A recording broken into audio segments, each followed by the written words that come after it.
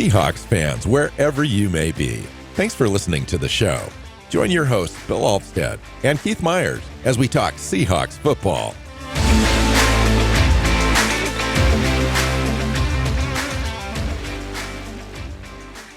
Hey, hi, Seahawk fans. Welcome back to another episode of the Seahawks Playbook podcast. I'm your host, Bill Alvstad, sitting down with co-host Keith Meyers, here to talk Seahawks football. And we've got a great show for you planned today. Seahawks dominate against the Washington Commanders on Sunday Night Football, come away with a 38-14 win. I even think the 14 points is just irrelevant for them. It was a complete dominating performance by the Seahawks offense, as well as the defense, I thought, considering that Washington's most favorable matchups came on their offensive side of the ball. They just really couldn't do anything through essentially 3.5 quarters in this game. Meaningless touchdown at the end, unfortunate injury also to Jaden Daniels. Welcome in, Keith. A lot to talk about. Yeah, a couple of Seahawk injuries and then that Jaden Daniels injury, which is just absolutely freaking terrible.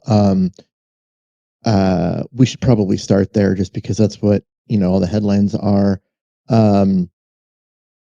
Dislocated elbow, possibly broken arm. I'm sure there's all sorts of torn stuff in there. He's almost certainly done for the year. And that's just, not just for Washington, but for the NFL. He's one of the league's like bright stars, like young players.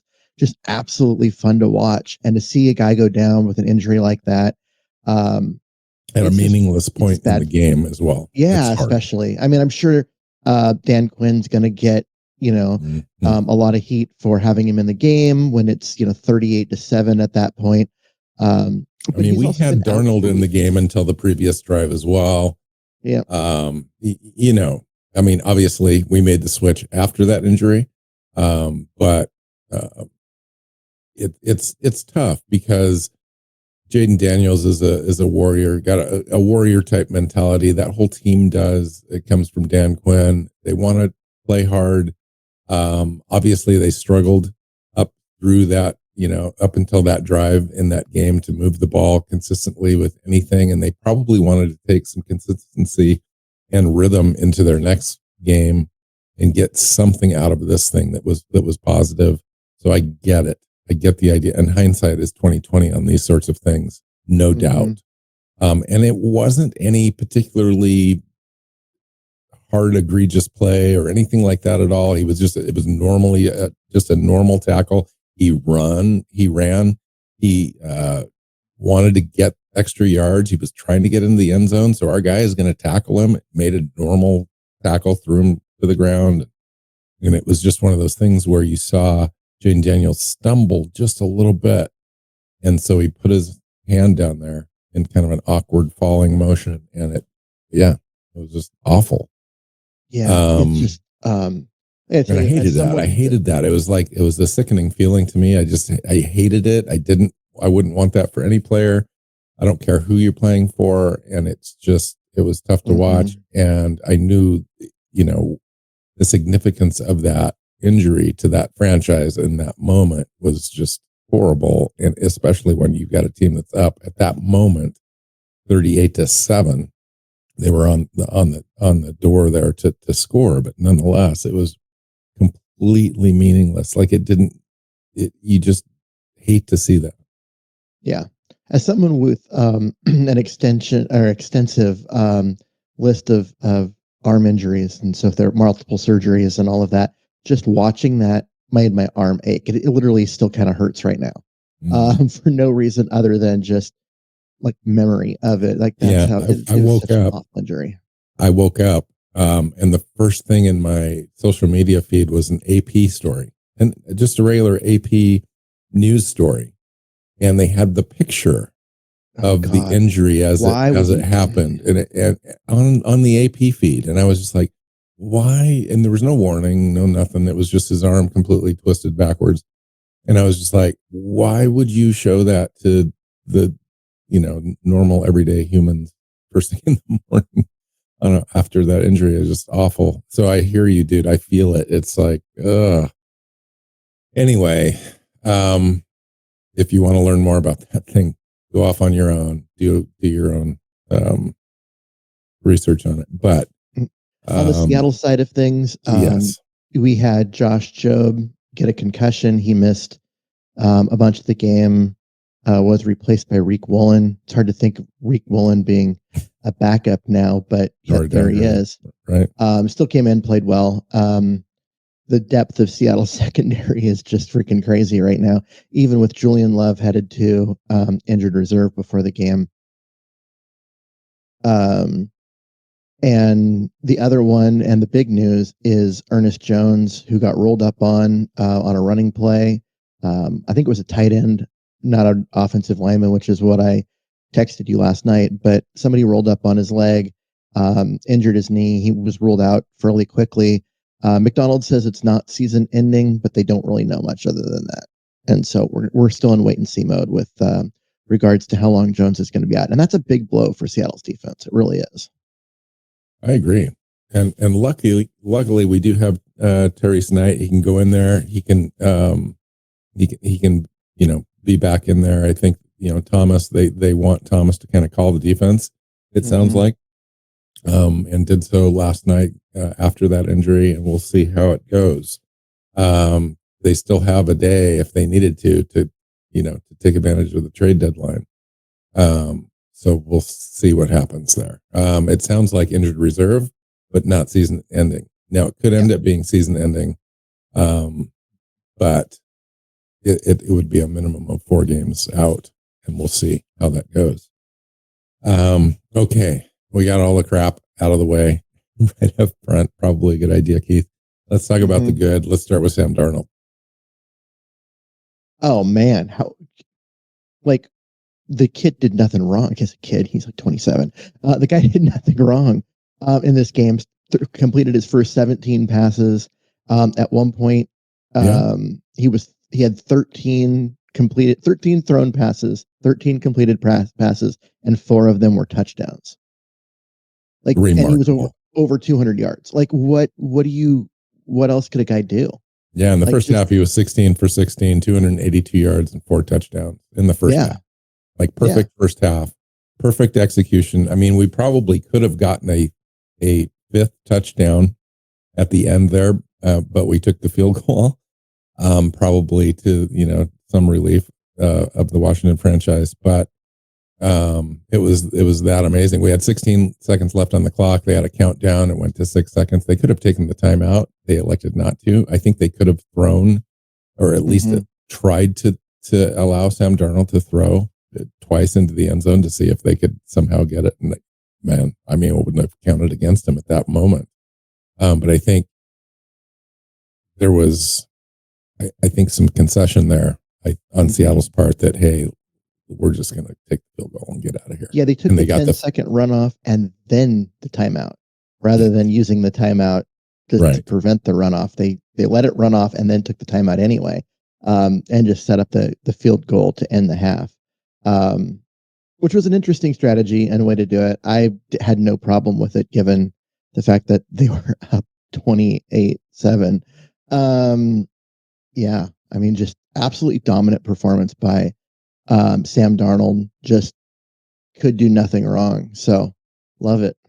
Yeah, it was amazing. I mean, really, to go on the road, to come out and just be that sharp immediately after a bye, and really just take care of business. That was amazing. I thought that the play calling was pretty spot on throughout the game.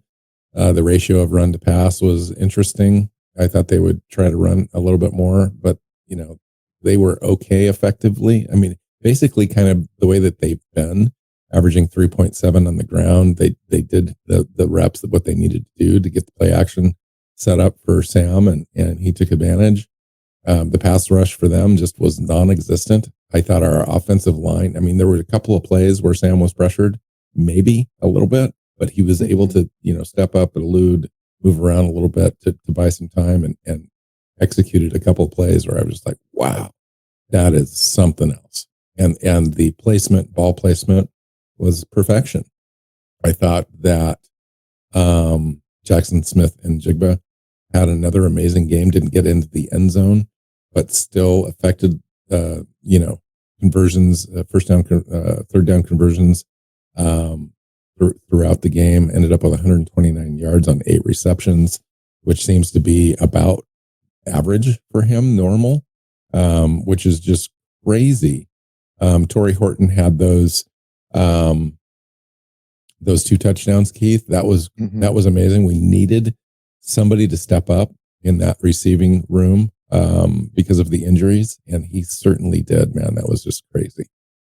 Yeah, I mean, it was great to see him as the number 2, getting a bunch of reps, getting where he was able to use his speed, be productive, and not just be the deep shot guy. Yes. And 4 receptions, 2 touchdowns in that 4 receptions, just looked every bit, a playmaker, and exactly what we thought he was. So, love to see that. Those two, JSN and Torrey Horton, were the only healthy receivers coming into this game. They had to bring up 2 guys off the practice squad in Ricky White and Cody White. Cody White did have a 60-yard touchdown. And he looked fantastic out there. Yeah, I mean, I think that might have been his only catch, but this is a team that was really thin at wide receiver and needed the guys that were there to make plays, and both of them did. And then you also saw the tight ends get involved and make a big impact as well in order to kind of pick up some of that slack. So it was a good all around performance by the Seahawks. Yeah, and Elijah Arroyo, you mentioned, coming in and having his first touchdown. He looked good, but still only 2 catches. Torrey had 4. Jaxon-Smith and Njigba had 8. AJ Barner had 3. They just did it so efficiently that they didn't, and nobody really had these huge stats. I mean, we had 400 yards of total offense, but it was so easy that I don't know what we had for yards per play, all that kind of stuff, but it was easily 8.3. double what Washington had. And it's been that way. Like, this is who we are as a team. It's interesting. I wrote this note down to talk about too. The last primetime game that we played was against the Texans, and we did it in a complete opposite way. We annihilated them and beat them with an amazing defensive performance. We had a plus 20.78 overall defensive EPA out of that game. In this game, we had a season best plus 25.53 EPA on offense against the Commanders defense. So this team is kind of doing it in all aspects. And then we had a special teams play, a punch out and turnover that led directly to a touchdown to Arroyo in one play after that. So the Seahawks are really just doing it all. It's becoming evident to me that this team is clearly in play for a deep playoff run, and is in the conversation for the best team in the NFC right now. With the and I think that's one of the things that if you're listening to the announcers last night and you start to read some of the stuff, the national media, they've all kind of caught on to what you and I were saying all offseason, that this is a complete team, that it's very good in pretty much everywhere. The defensive front is tremendous. The back is very deep and very good. The passing game is exceptional. The running game, while not efficient, is still been more than enough. Like, there is very little this team doesn't do well enough to go win a Super Bowl. We knew that the roster was good going in, and for some reason the national media was just not, really paying any kind of attention to it. But here we are. The Seahawks are, I think they're, them and the Rams are the 2 best teams in the NFC. And the Eagles, I would say that there's 3 teams at the top, and then there's a second tier. I think Seattle's in that top tier with the Rams and the Eagles. And the Eagles. And a couple of AFC teams, obviously.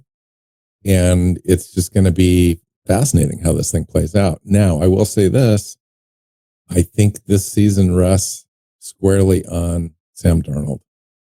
Like, I think the defense is there. I think the defense is going to put you in any game. I think that if Sam Darnold struggles and the offense struggles, I think there's no other way out. There's no running game that's going to take and put Sam Darnold on their back and the team on their back and win a game for you. I haven't seen any evidence of that this year. Maybe one game where we had a great running offensive performance. Mm-hmm. I would love to see that. It would make me feel so much better if we could really kind of just break out and start to consistently put 100-yard games together with a 4.0 average. But we're still not there. And I'm not sure that we will get there. And if Sam Darnold continues to play like that, it doesn't really matter. But if he struggles a little bit, or if a defense really tries to shut down Seattle's passing game, I think you're going to start to see a little bit of that now. It was early in the season, defenses were trying to make sure that we weren't running the ball. And Sam was beating them. Now that Sam's beating them and beating them very soundly, I think you're going to probably see defenses really play light boxes and try to force some underneath stuff out of the Seahawks against the most explosive play team in the NFL, really, is what we're looking at with Seattle. Yeah. I mean, and then I'm kind of surprised you continue to see, teams just lining the line of scrimmage and, committing to stopping the run when JSN and, Sam Darnold is burning teams week in, week out. It's interesting that defenses haven't, shifted their focus to stopping the passing game and letting Seattle run. And when that happens, maybe we'll see a change in that, and you're going to start to see a lot more yards on the ground, and the passing game become more, play action and not as deep, throwing the ball deep and all that kind of stuff. I don't know, but I just know that right now, what opponents are throwing at Seattle isn't working.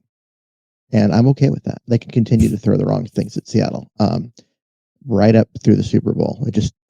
Yeah.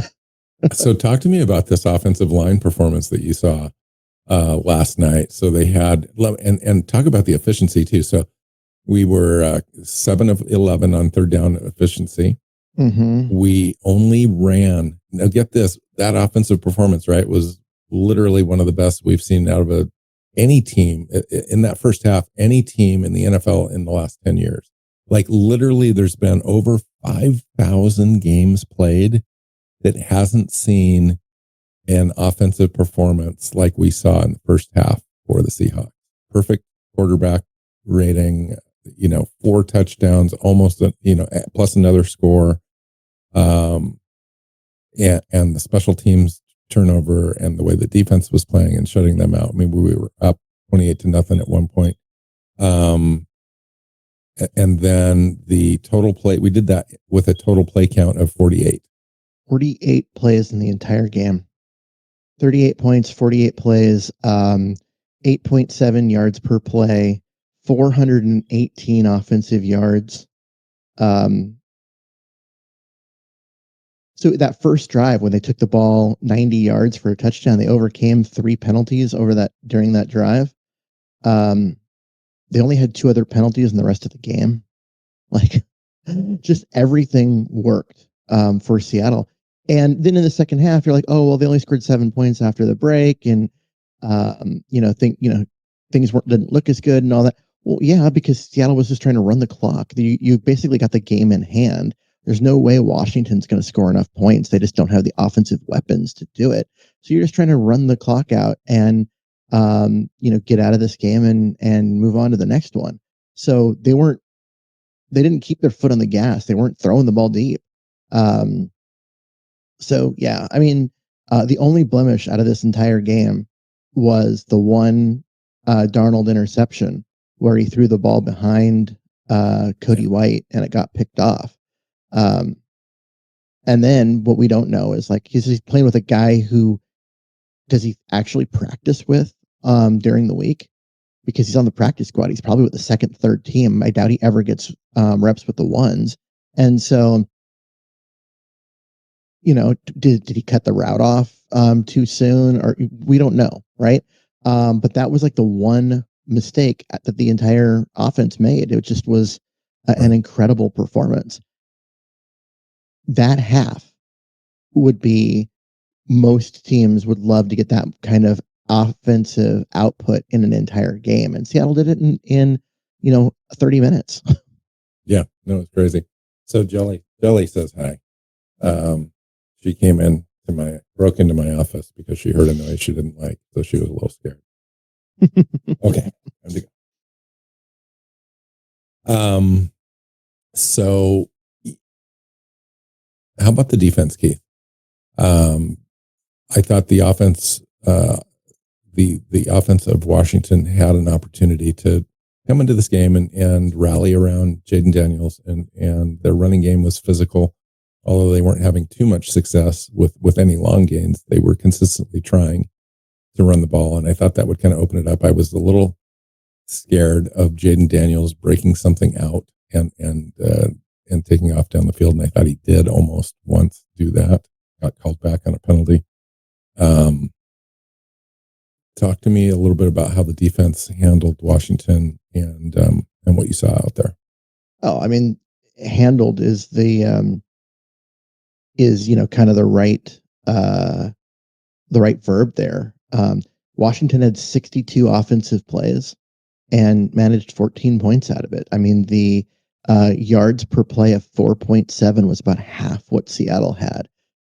And if you look at it, a lot of those yards came, 7 of those points and a lot of those yards came late in the game when Seattle was bringing in backups, and you saw guys like Connor O'Toole out there rushing the passer and that kind of stuff. So overall, this was a dominant performance. I mean, Washington had 133 passing yards.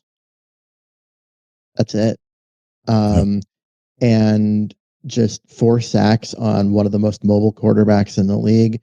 And pressured over 50% of his dropback.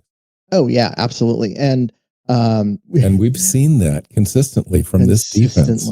One of the things that, I mean, Jayden Daniels is special. He really is. Like, there was one play in particular where you see the Seahawks chase him around. They have 4 different guys get a hand on him, and it looks like he's going to go down for a sack, but he gets out of it.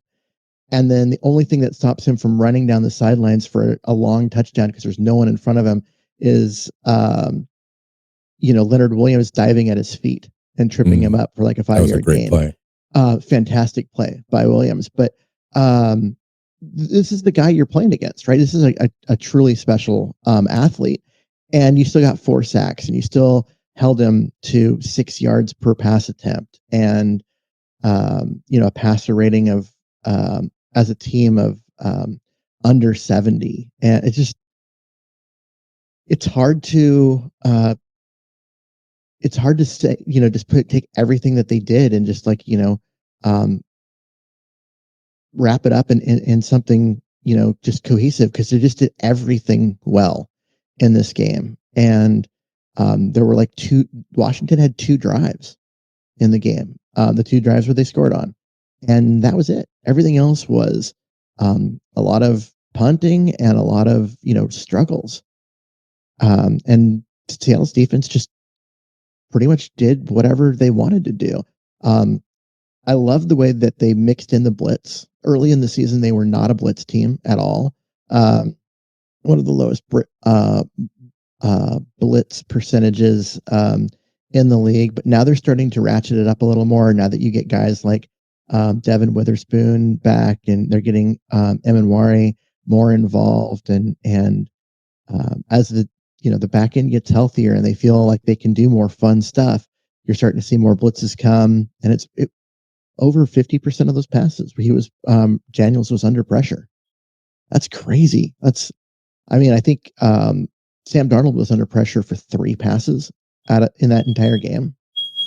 Like, that's the difference. Yeah. Yeah. Interesting. Hold on just a second.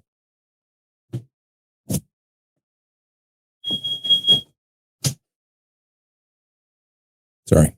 We're having some little smoke alarm battery issues or something going on out there. Fun. So talk to me a little bit about, like, Julian Love's just about ready to come back, and now we've lost Ernest Jones. Mm-hmm. Last year, this team was struggling immensely until Ernest Jones arrived. And then it was pretty good. In fact, we've been that team since. Now we're in a position where maybe we're going to lose Ernest Jones for like, I don't know, 4 weeks, right? Mm-hmm. And it's going to be interesting how this defense rallies around the remaining players and doesn't allow that to impact the level of play on this team. Talk to me a little bit about what you think is going to happen as a result. Well, I think what you when you look at all of this compared to where they were at the beginning last year, this is a better team. This is a deeper team, right? They're better up front with Byron Murphy's emergence. They're better on the back end with Emanwari's existence in the league now. I think they're better equipped to overcome not having, that elite inside linebacker play, and they play a lot more nickel and dime than they did last year. Last year they played a lot more base defense, but this year, because you've got Emanwari and trying to get him on the field and keep him on the field, and because you've got just elite players around it, there's typically one inside linebacker on the field for most plays. And you've got Thomas, who does a great job as a cover linebacker. And you've got Tyrese Knight, who is a downhill, get to the line of scrimmage tackler. And so it's a matter of picking and choosing and keeping the right guy in there at the right instance. And if you can do that, I think this team's going to be fine. My biggest concern is just the fact that Ernest Jones has been the quarterback of the defense. He's the guy that makes the play calls and the line calls and the things that happen out there, and not having his experience and intelligence on the field leaves me a little worried that you're going to have some misalignment issues and some of that kind of stuff. But I think that overall, the athleticism of this defense and just the overall quality of everyone else around that position means they're going to be okay. Are they going to be the best run defense in the NFL like they have been? I don't know. Maybe they drop down into number 2 or number 3. But I don't know if that is a big enough difference for us to really worry about it right now. I mean, I would need to see this defense really fall apart before I'm going to get too worried. I do know that Washington was able to run the ball a lot better once Jones went out than when he was in there, but that's also one game. And in a game when you've got a huge lead and you're trying to just avoid any big play because that might get the other team back in it. So we don't know how that's going to work on a play-by-play, a game-by-game situation. And we don't even know how long he's going to be out. So hopefully it's not for very long. So it seems like this team is getting ready to go on a really nice lengthy run here. Mm-hmm. We've got the Cardinals at home, then we've got the Rams, Keith. Then we face teams that don't really have currently any better record than 4-4. As far as teams with winning records, we've got a real opportunity here to put some distance between ourselves and other NFC teams. Talk to me a little bit about the positioning of where this team's at and what your expectations are as they head down the stretch. Well, I think over the next 5 games, or we would say next 6 games, they have one game against a team with winning record, and that's the Rams in 2 weeks.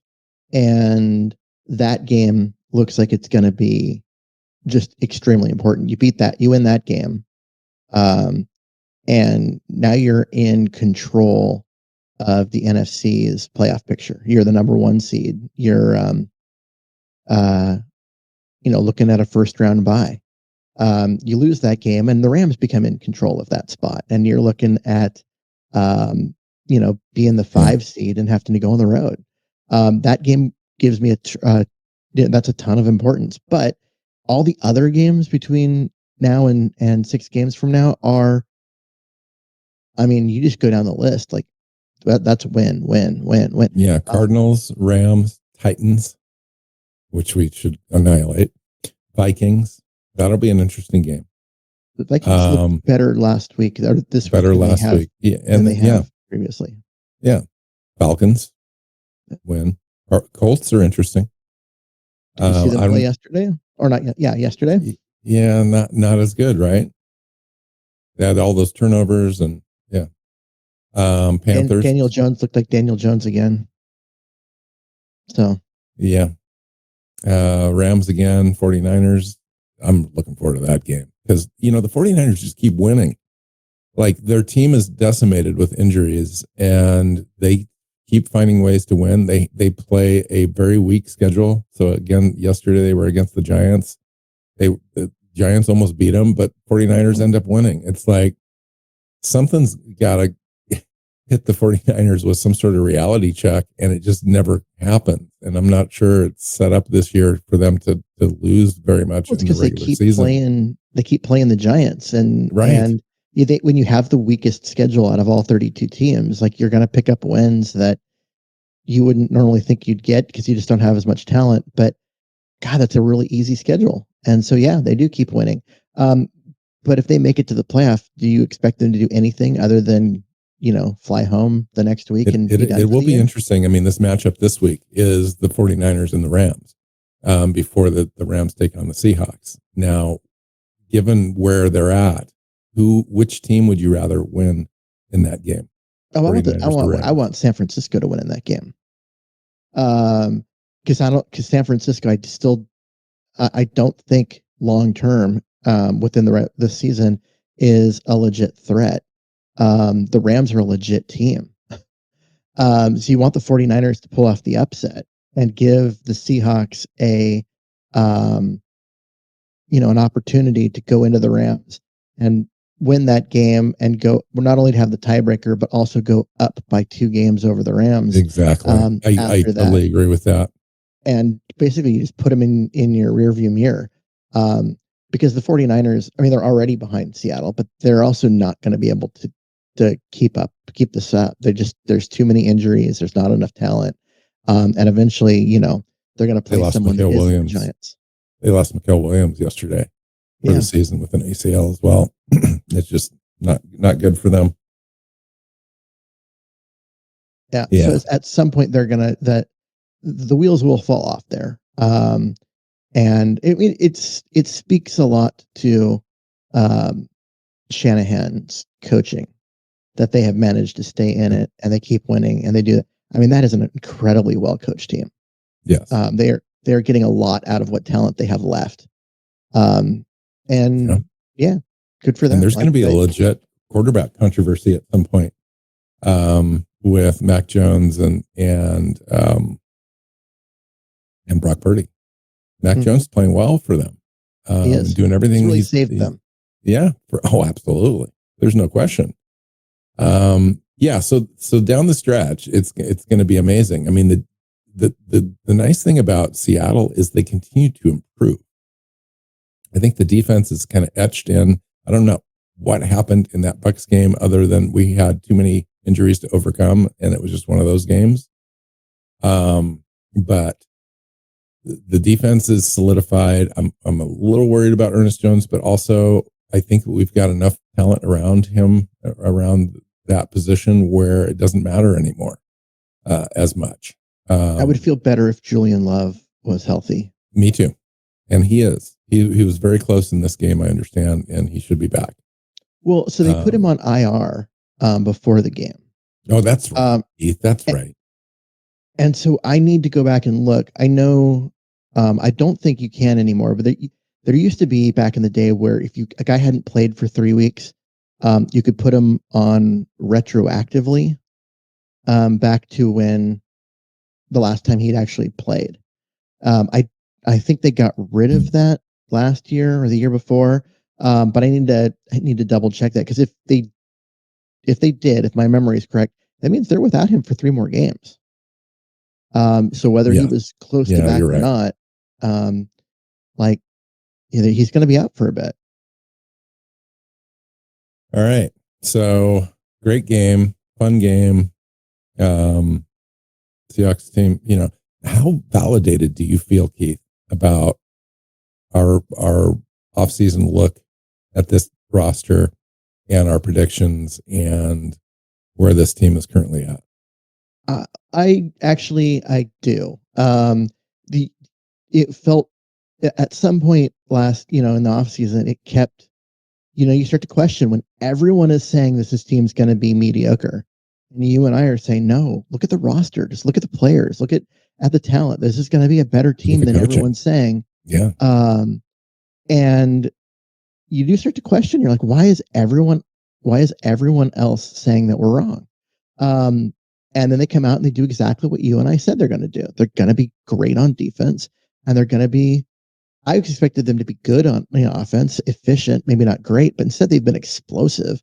Sam Darnold's been far better than, I think the optimistic outlooks could be for him preseason. And this is a legit contending team.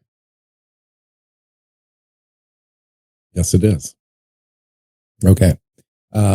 Next show, we will be breaking down Seattle's next opponent, the Arizona Cardinals, who has done nothing but pretty much lose since the last time we faced them, including having Jacoby Brissett become their quarterback, with Kyler Murray effectively benched. I mean, yes, he's got some lingering stuff, but also if they were in contention, he'd be playing.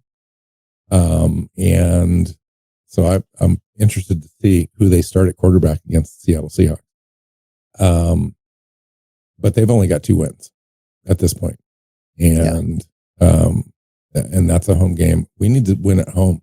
I would feel better about this team, Keith, and the chances of us winning in the playoffs if we could win at home. I mean, at some point, if we get a home field advantage in the playoffs and we have a home game in the playoffs, I want to be able to say that we won at least 3 or 4 games this year at home. How concerned are you about that? I'm not. Okay. I love the way this team plays on the road, because I think when they travel together and they have that cohesiveness, because they're a team and they travel together, they room together, all of that, it's working really well for them, what they do. I think they need to kind of change up a little bit how they do things for home games, and maybe bring guys in earlier to the stadium, or hell, rent out a hotel and have the guys pretend it's a road game and stay together the night before and do all of that stuff. Do whatever you got to do. But when you get the team in in that stadium with the 12s and the noise that they produce, it's an advantage, and they just need to use it. And they will. As good as they've been on the road, the fact that they've lost them at home does not change the fact that the 12s are a huge factor, and the loudest fans in the NFL. Okay, so we'll get together at at some point during this week, and we'll talk about that Cardinals game. Until then, you can find Keith on Blue Sky at Meyers NFL. You can find me at NW Seahawk. The show is Seahawks Playbook Podcast. Find us on your favorite podcast platforms and our YouTube channel. And until next time, go Hawks. Go Hawks. Seahawks Playbook Podcast listeners, thanks for joining us for another edition of the show. You can find us on Twitter. Bill is at NW Seahawk. Keith is at Meyers NFL. And the show is at Hawks Playbook. You can listen and subscribe to the show at SeahawksPlaybook.com.